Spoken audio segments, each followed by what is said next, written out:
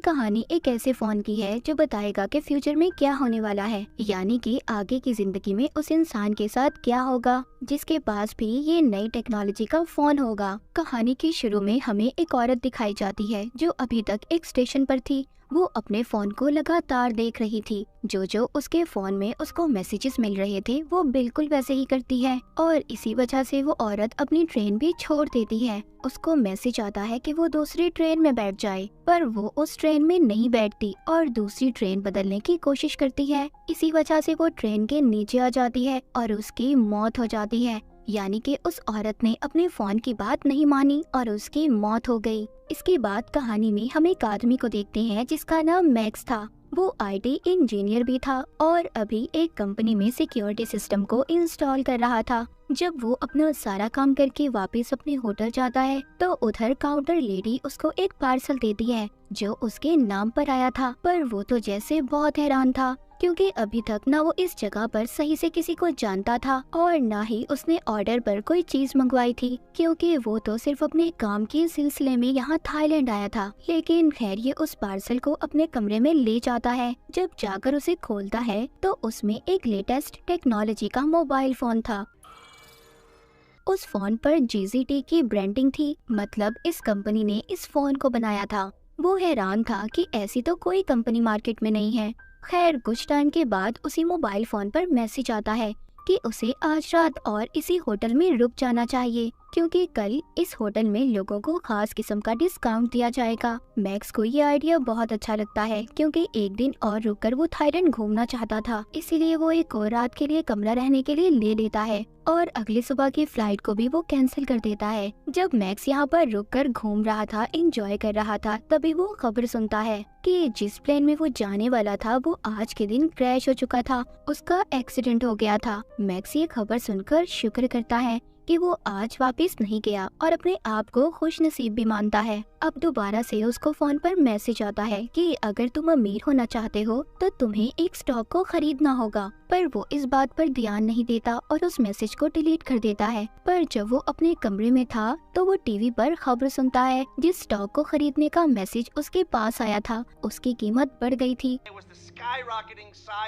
वो अब सोचता है कि पहले इस फोन की वजह से मेरी जान बची और स्टॉक वाली बात भी बिल्कुल सच थी। मैक्स ये सोचने लगा था कि शायद ये फोन हमें हमारे कल के बारे में बताता है कि आगे हम लोगों के साथ क्या होने वाला है या फिर आगे हम क्या कर सकते हैं। तभी इसको दोबारा से मैसेज आता है कि उसे दूसरे शहर चले जाना चाहिए। मैक्स भी फोन पर यकीन करने लगा था और दूसरे शहर चला जाता है। वहाँ पर पहुंचकर एयरपोर्ट के बाहर उसको एक टैक्सी ड्राइवर मिलता है जो उसको कम पैसों में उसके होटल ले जाने के लिए तैयार था। वो टैक्सी ड्राइवर जब मैक्स को ले जा रहा था तभी उसकी नजर फोन पर पड़ती है। उसे देखकर काफी हैरान होता है। कहता है तुम्हारे फोन की टेक्नोलॉजी कितनी नई है, मैंने तो ऐसा फोन देखा ही नहीं और ना ही कभी ऐसे फोन के बारे में सुना है। वो टैक्सी ड्राइवर मैक्स को अपना कार्ड देता है और बताता है कि वो एक टेली कम्युनिस्ट है जो टेक्नोलॉजी की नई नई चीजें बनाता है। ऐसे ही बातें करते हुए मैक्स अपने होटल पहुंच गया था जहां पर फोन ने इसे आने के लिए कहा था। वहां पर पहुंचते ही उसे दोबारा से मैसेज आता है कि कसिनो में जाकर उसे खेलना चाहिए। मैक्स भी ऐसा ही करता है। मैक्स को कसिनो के खेल का ज्यादा नहीं पता था, इसलिए वो उस मशीन तक जाता है जिसके बारे में इसे फोन पर मैसेज आया था, पर वहाँ पर पहले ही एक आदमी बैठा खेल रहा था। तभी मैक्स को दोबारा मैसेज आता है कि इस मशीन पर जैकपॉट लगने वाला है। वो अब उस आदमी को उस मशीन पर से हटाने के लिए ढेर सारे पैसे देता है जिससे कि वो इस मशीन से हट जाए और ऐसा ही होता है। तभी मैक्स पहले ही कोशिश में बहुत सारे पैसे जीत जाता है। वहीं पर कसिनो की टीम भी उसे कैमरास में देख रही थी। सब हैरान थे कि इस आदमी को कैसे पता चला कि इस मशीन पर जैकपॉट लगने वाला है, क्योंकि उसने उस मशीन से हटाने के लिए पहले आदमी को पैसे भी दिए थे। मैक्स जीते हुए पैसों से और ज्यादा कार्ड्स खरीद लेता है और दोबारा से खेलता है। इस बार भी वो जीत गया था। अब तो वहाँ की सिक्योरिटी टीम को मैक्स पर पूरा शक था क्योंकि बार बार वो अपने फोन को देखकर खेल रहा था। जब वो कसिनो से जाता है तो वहाँ के सिक्योरिटी गार्ड उसे कहते हैं अगर तुम दोबारा खेलने आओगे तो अपने साथ फोन नहीं लाओगे। उन्हें शक था कि कहीं ना कहीं इसके फोन में कुछ है, इसीलिए मैक्स अब उसी टैक्सी ड्राइवर ऑफिसर को फोन करता है जो इसको एयरपोर्ट के बाहर मिला था। वो उसको कहता है, क्या तुम एक ऐसी डिवाइस मेरे लिए बना सकते हो कि मुझे फोन को देखना ना पड़े और सीधा मैसेज मेरे कान में सुनाई दे। वो टैक्सी ड्राइवर थोड़ा टाइम मांगता है और कहता है, हाँ मैं कोशिश कर सकता हूँ। होटल में जाते हुए मैक्स एक कपल को देखता है जो आपस में लड़ रहे थे। वो उनमें से आदमी को मना करता है तो बदले में वो उसे एक मुक्का मारता है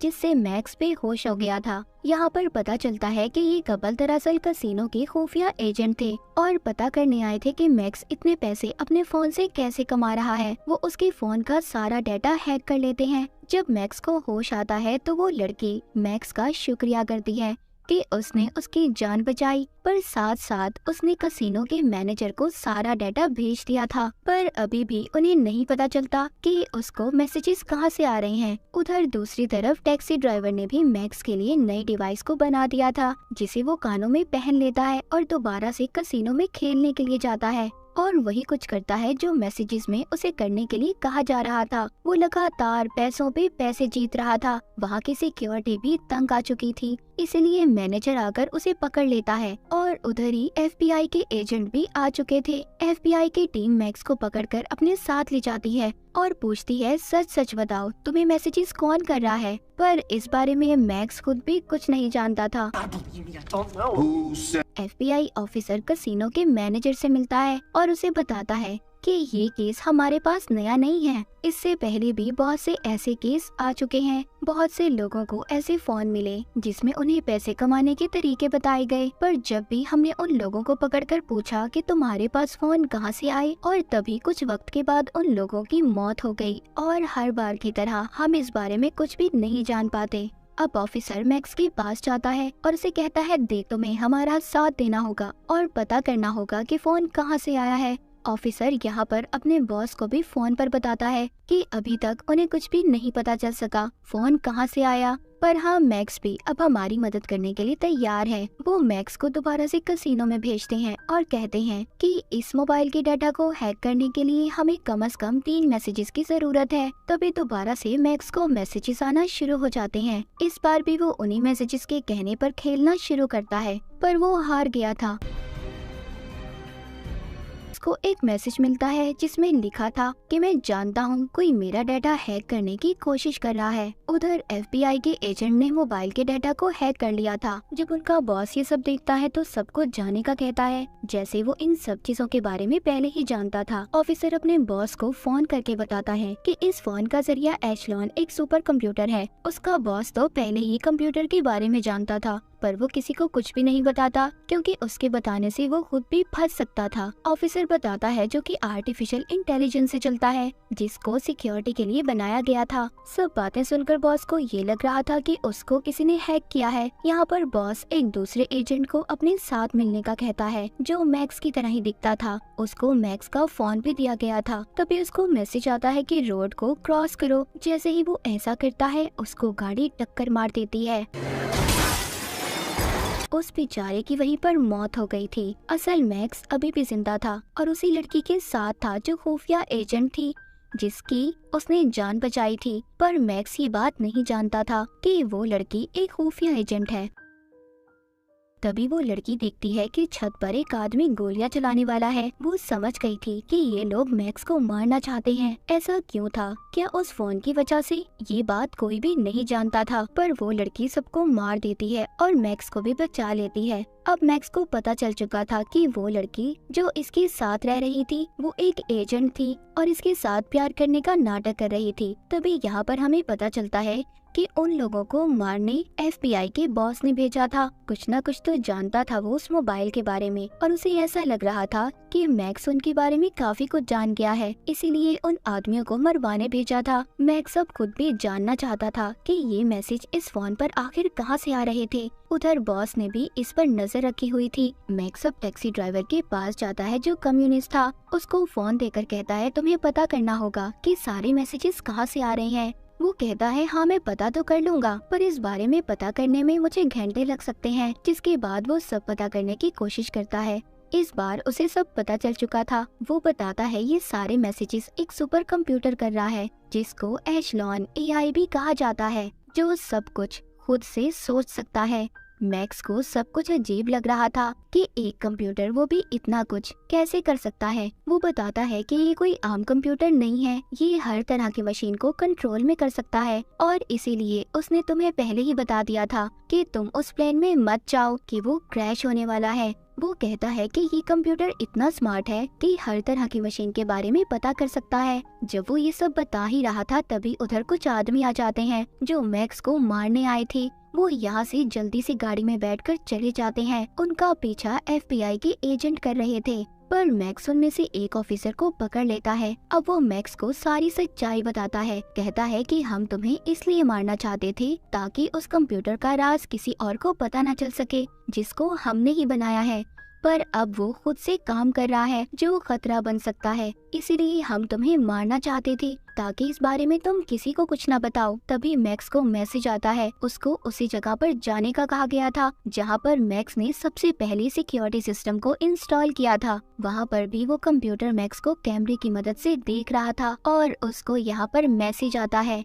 कि यहाँ पर जितने भी कंप्यूटर हैं सबको एशलॉन सुपर कंप्यूटर से कनेक्ट कर दो, जोड़ दो, जिससे वो कंप्यूटर अपडेट हो जाएगा, जिसके बाद दुनिया में जितनी भी बनाई गई मशीन है सबके डेटा को कंट्रोल कर सकता है। मैक्स यहाँ पर देखता है कि सभी कंप्यूटर उस एशलॉन मशीन सुपर कंप्यूटर के कंट्रोल में थे। वो रोकने की कोशिश भी करता है पर नहीं कर पाता। हम देखते हैं उधर FBI का ऑफिसर अपने बॉस को बता रहा था हमें इस एशलॉन मशीन को यही खत्म करना होगा, वरना ये सारी दुनिया के साथ साथ इंसानों को भी कंट्रोल करने लगेगी। उधर ही मैक्स सभी कंप्यूटर के सामने बैठा कह रहा था इस मशीन को बनाने का मकसद ये था कि लोगों को साइबर सिक्योरिटी दे, जैसे टेक्नोलॉजी की दुनिया में गलत काम होते हैं उससे रोक सके, न कि इंसानों को कंट्रोल करे। ये सुनते ही वो मशीन अपने सारे कामों को वहाँ के सभी कंप्यूटर के सामने लाने लग जो आज तक उसने किए थे, और इसी तरह जल्दी जल्दी सारा डाटा खत्म हो जाता है। वो मशीन खुद से ही शट डाउन बंद हो जाती है क्योंकि कंप्यूटर भी समझ चुका था कि वो लोगों के लिए खतरा बनता जा रहा है, इसीलिए वो खुद से ही बंद हो गया था। तभी इधर FBI की टीम आकर मैक्स को गिरफ्तार कर लेती है, पर कुछ वक्त के लिए फिर उसे छोड़ दिया जाता है। मूवी के आखिर में हमें ये भी पता चलता है कि वो टैक्सी ड्राइवर दरअसल एक कैप्टन था जो इसी मिशन पर काम कर रहा था। उसने एशलॉन सुपर कंप्यूटर को बंद करवाना था। तो बाज दफा हमारी जिंदगी में कुछ ऐसी चीजें आती हैं जिसको बनाते तो हम फायदा पहुंचाने के लिए हैं, पर वो हमारे लिए नुकसानदेह साबित होती हैं। तो हमें हर चीज का उतना ही इस्तेमाल करना चाहिए जितनी उसकी जरूरत हो। जरूरत से ज्यादा चीजों को इस्तेमाल करना हमारे लिए खतरा हो सकता है, जैसे कि मोबाइल फोन या फिर कोई भी नई टेक्नोलॉजी की चीज। और इसी मैसेज के साथ ये मूवी यहीं पर खत्म हो जाती है।